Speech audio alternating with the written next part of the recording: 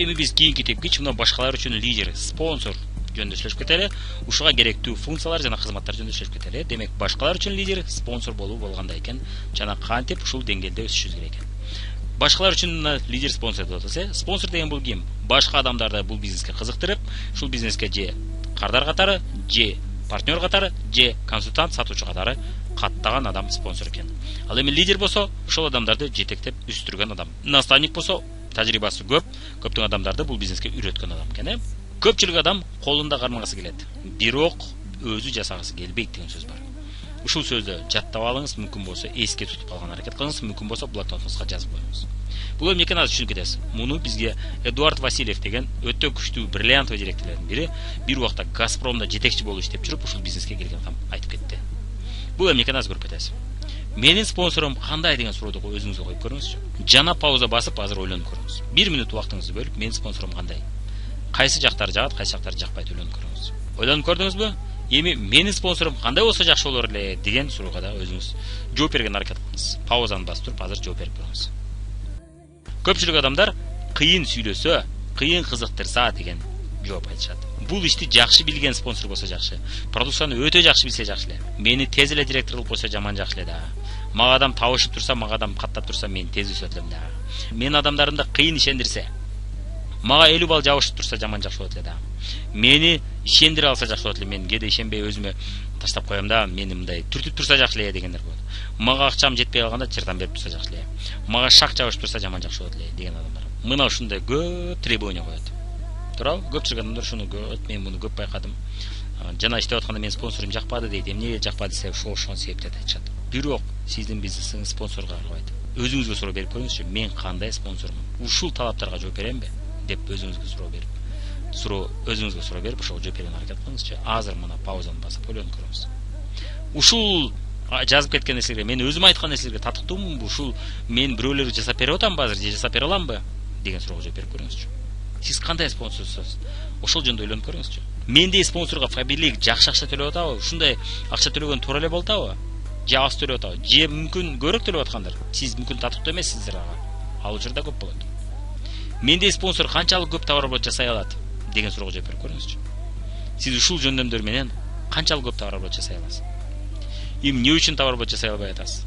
Балким жөндөмдөрүңүз болуп аткандыр. Сиз спонсоруңузду өзгөртө албайсыз, бирок өзүңүздү өзгөртө аласыз. Эсиңизде болсо, буга чейин биз сүйлөшүп кеткенбиз, психология жертвы, жеңүүчүнүн психологиясы деп. Жеңүүчүнүн психологиясы дайым эсинде болот ал адамда, өзүмдү өзгөртө алам, бирөөлөрдү жок. Ушунун баарын мен өзүм колго ала алам деп. Бир убакта мен наставнигимде да, спонсорлорумда дагы мен күткөн сапаттардын көпчүлүгү болгон эмес. Мен башкача көз карашта бизнес кылгам, алар башкача кылган. Ошол себептен бирге иштөө мен үчүн кыйын болгон. Жана учурлар болгон, билим жетишпегендиктен, кээ бир учурда шартка байланыштуу менин командама кээ бир тоскоолдуктарды жасап турган. Анча-мынча адамдардын да каттоо болгон. Муну мен жамандоо максатта айтып аткан жокмун. Баарын эле спонсор идеалдуу боло бербейт. Баардыгыбыздын спонсорубузда, наставниктер сөзсүз түрдө адам экенбиз, каталар болуп турат жана адашуулар болуп турат. Менин спонсорумда да ошол нерсе болуп турган. Бирок менин спонсорум мындай экен деп отуруп алган жок. Мен эмне кылдым?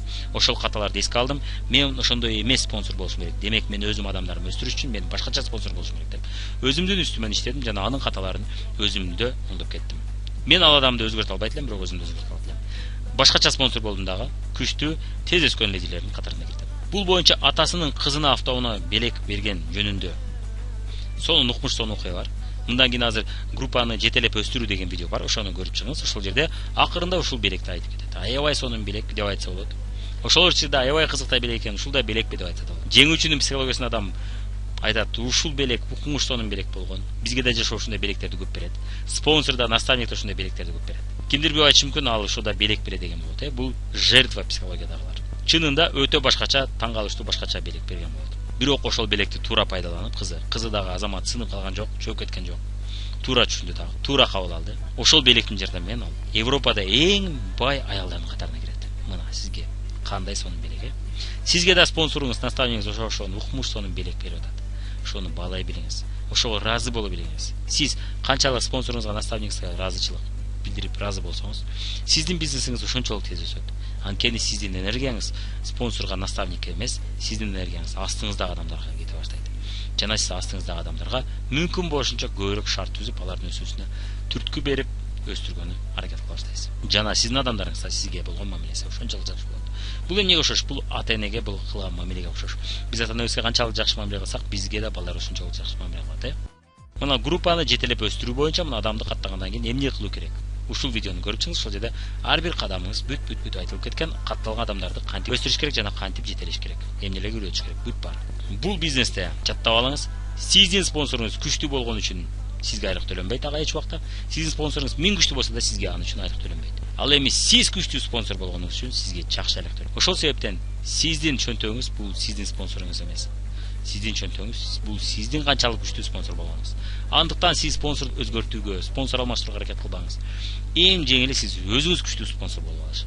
Бул боюнча бир өтө күчтүү лидерлердин бири, Кыргызстанда чоң топ лидерлердин бирине эже айткан экен. Вот как найти таких, как вы деген экен. Сизге окшогон адамдарды кантип тапса болот деген экен. Мага ошондорду тапканга караганда сиз өзүңүз мага окшогон адам болуп алыш оңой деген экен. Дал ошол себептен сиз күчтүү спонсор болуп алсаңыз, сизге адамдар өздөрү тартыла баштайт. Адамдар сиз менен иштегиси келе баштайт. Сизге ишенип, сиздин профессионалдыгыңызга ишенип, сиз менен бирге ийгилик жолунда баскысы келе баштайт. Ошондой адамдар көп баштайт. Эгерде сиз күчтүү спонсор болсоңуз, алсыз болсоңуз андай адамдар аз болот. Сабак, тренинг, видеолор, жаналарды практикада жасоо, жөндөмдөрдү өстүрүү, мунун баары сиздин багыңызды өстүрөт. Сизди спонсор катары багыңызды өстүрөт, багыңызды көтөрөт.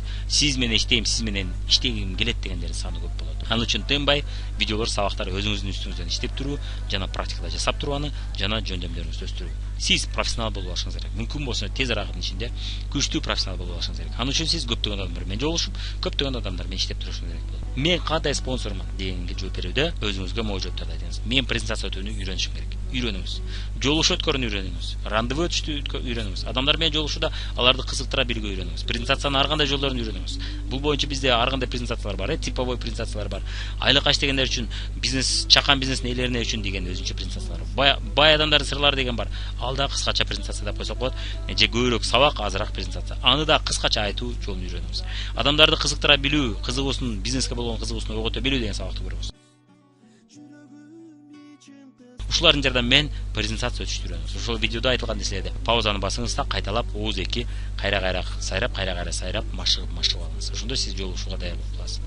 Жана группа түзгөндөр үчүн сатуу баскычтары деген сабакты көрүп чыгыңыз. Ошол жерде дагы жолугушууга керектүү, адамдарды кызыктырууга керектүү бүт сөздөр, бүт куралдар, бүт инструменттер бар, ресурстар бар. Жаңы катталгандарды жетелеп өстүрүштү үйрөнүңүз. Бул боюнча буга чейин айтып кеткен видеону көрүп чыгыңыз. Эми команда үчүн лидерге дагы, башкалар үчүн лидер деген адамга дагы, спонсорго дагы, лидерге дагы өтө керектүү сапат. Бул эмне? Бул чоң максаттын бардыгы. Сиздин максатыңыз канчалык чоң болгон сайын адамдар сизге ошончолук көп тартылат экен. Себеби ошол максатыңызга жетүү үчүн сизге ошончолук көп адам керек болот. Ал эми сиздин максатыңыз кичинекей болсо, сиз тез эле таштап коесуз. Кичине кыйынчылык болгондо эле таштап коесуз. Андыктан чоң максат коюуга аракет кылыңыз. Буга чейин биз көрүп кеттик, максатыңыз канчалык чоң болгон сайын сиз кыйынчылыктарды оңой жеңе баштайсыз деп сүйлөштүк, буга чейин. Көп кыйынчылыктарга сиз оңой карай баштайсыз жана көптөгөн кыйынчылыктардан коркпостон аны чечүүгө даяр болосуз. Анткени сиздин максатыңыз чоң болот. Мисалы үчүн, кичинекей туфлини сатып алыш үчүн сиз айталы жүздөгөн адамдарга маалымат берүүгө даяр эмессиз жана тез эле таштап коесуз. Ал эми сиз кымбат автоунаанын ээси болуш үчүн сиз көптөгөн кыйынчылыктарды өтүүгө даяр болосуз. Андыктан чоң максат керек экен. Жана сизде чоң максат болсо, мисалы үчүн сиз бриллиант директор болом десеңиз, сизге мен директор болом дегендер, жок дегенде мен директор болом деген адамдар келе баштайт. Ал эми сиз болгону директор болом десеңиз, албетте сиз директор болом дегенде максат болуш керек. Бирок мен бриллиант директор болом. Ага чейин ушул, мисалы үчүн ушул жарым жыл ичи же бир жыл ичи мен директор болом. Анан кийинки жылы мен бриллиант болушун үстүнөн иштейм деген максат болуш керек албетте. Бирок сиз директор болом деген гана максат болсо, бирок бриллиант директор болом деген максатыңыз болбосо, анда сизге директор болом деген адамдар эч убакта келбейт экен. Болгону 100 балл, 200 балл, 1000 сом, 2000 сом кошумча табам деген адамдар гана келет экен. Андыктан максатыңыздын үстүнөн дайым иштеңиз, аны чоңойтууга аракет кылыңыз. Башында кичинекей алыңыз албетте, кыска мөөнөткө жетүү үчүн. Анан ага жеткенден кийин дагы чоңойтуңуз. Бирок акыр аягы сизде чоң максат болуу керек. Мисалы үчүн 2 жыл иштеп отуруп мен айталы, же 3 жыл иштеп отуруп мен особняктын ээси болом, же 3 жыл 4 жыл иштеп отуруп мен квартиранын ээси болом, же 1 жыл иштеп отуруп, 1,5 жыл иштеп отуруп мен жакшы автону алам деген максат болуш керек сизде. Ошондо сиз өзүңүздү колуңузга кармай аласыз жана өзүңүздү колуңузга алып, өзүңүздүн жашооңузду жасай аласыз жана көпчүлүк кыйынчылыктардан коркпой алдыга умтула аласыз. Кийинки сапат бул ишеним. Эгерде сизде ишеним күчтүү болсо, бул башкаларга таасир этет. Башкалар сиздин ишенимиңизди сезет. Эгерде сиз ишенбей айтсаңыз, башкалар ошону сезет, андыктан сиз бизнесиңизге келбейт. Ал эми сиз чоң ишеним менен, чоң көрүү менен адамдарга бул бизнес жөнүндө айтсаңыз, бул бизнес жөнүндө маалымат берсеңиз, бизнес жөнүндө маалымат берүүчү видео жөнөтүш үчүн алар менен телефон менен сүйлөшсөңүз, анда башкаларга сиздин ишенимиңиз сезилет. Ошондо сизге катталгандардын саны көп болот экен. Анын үчүн сиз өзүңүзгө ишенимдүү, ишиңизге, бизнеске ишенимдүү, ушул тармактык маркетингге ишенимдүү, башкаларга болгон ишенимдүү жана продукция болгон ишенимдүүнүн үстүнөн тынбай иштеп турушуңуз керек. Ал боюнча мына игилик жолунда, жаңылардын игиликтин жолу же игилик жолунда сынып калбашын деген видеодо ушул 5 ишенимдүүлүк түрү боюнча сизге сонун жол көрсөтөт. Ошол видеодон ошол бүт нерсени үйрөнүп алыңыз да ушул боюнча, өстүрүш боюнча жана ушунун үстүнөн тынбай иштеп туруңуз.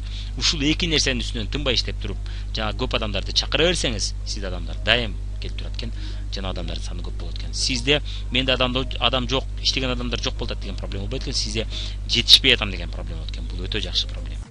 Адамдар менен иштөөдө сизде дайым сиз лидер жана бизнес менен адамдардын ортосунда ортомчу экенсиз.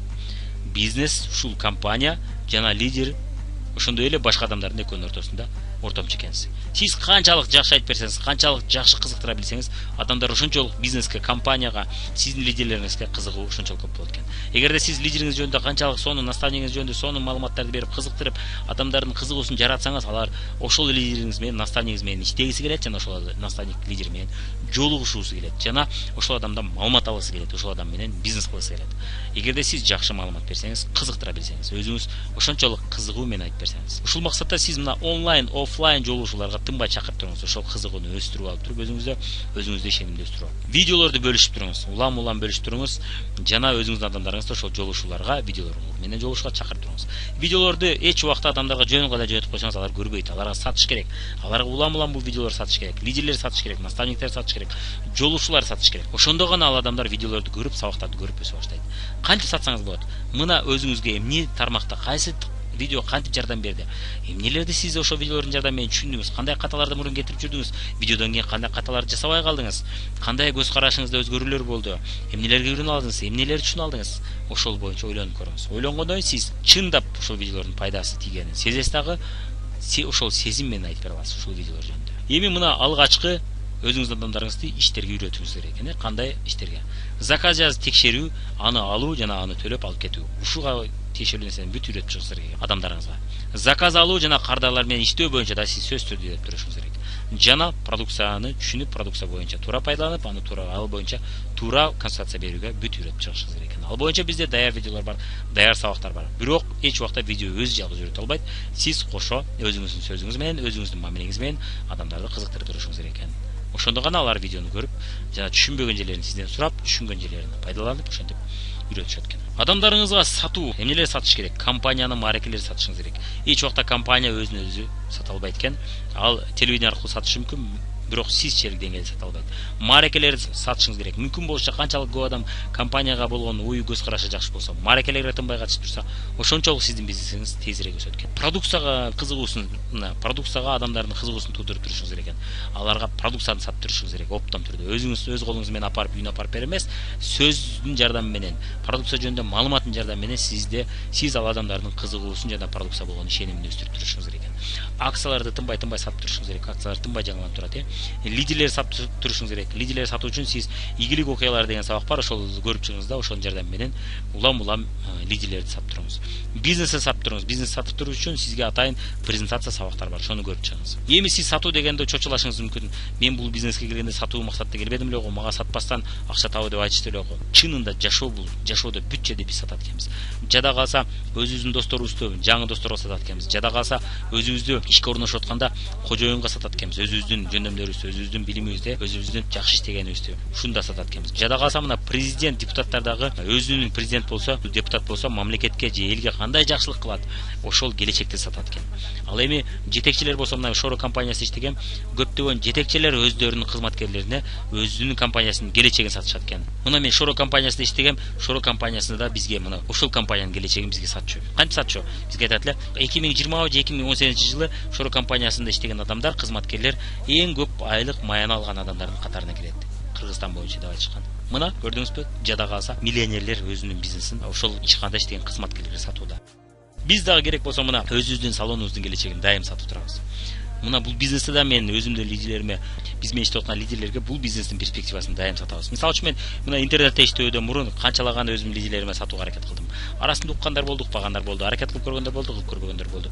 Бирок мен айта бердим, арасынан интернет аркылуу иштөөдү туура көрүп, ошол жол менен иштеп ийгиликке жеткендер. Анан кийин арасында иштегендер болду, ийгиликке жеткендер болду. Аларды көрүп, мурун ишенбегендер, аракет кылбагандар, аракет кыла баштады.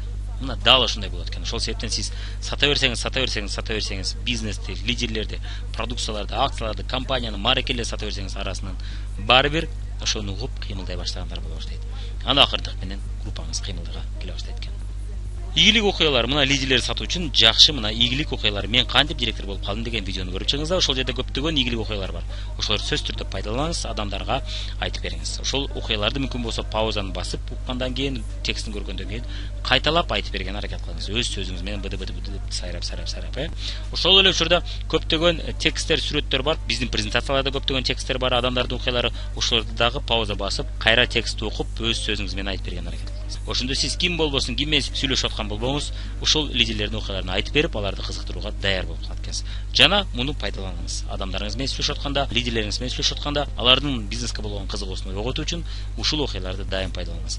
Адамдар көбүнчө фактыларга эмес, аргументтерге эмес, көбүрөөк окуяларга көбүрөөк ишенет. Андыктан окуяларды сөзсүз түрдө пайдаланыңыз. Продукция боюнча да ошондой экен. Көптөгөн адамдардын окуяларын айтып берип турсаңыз, өзүңүздүн кардарларыңыздын, тааныштарыңыздын, спонсорлоруңуздун, лидерлериңиздин окуяларын айтып берсеңиз, продукция боюнча ошончолук адамдар көбүрөөк ишенет экен, жана пайдалангысы келет экен. Жана ошондой эле мына айлыкка иштегендер үчүн деген видео презентация бар.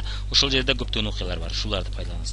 Жана ошол жерде жасалган презентация, мына презентациянын дагы логикасын түшүнүп алыңыз, жана ошону сиз кайталап айткан аракет кылыңыз. Ошондой сиз айлыкка иштеген адамдар менен сүйлөшкөндө дагы аларды кызыктыра билчү болуп каласыз. Жана алардын больной, мындай караганда эң оорлуу точкаларын билип каласыз, жана ошол тема жөнүндө көбүрөөк сүйлөшкөн аракет кыласыз келсиз. Мына чакан бизнестин ээлерине деген презентация бар. Ошол жерде бүт чакан бизнестин ээлеринин проблемалары жөнүндө сүйлөшүп кеткен, жана чакан бизнестин эки түрү жөнүндө сүйлөшүп кеткен. Ушуну көрүп чыгыңыз. Ошондой эле бай адамдардын сырлары 1-2-нде көргөн аракет кылыңыз.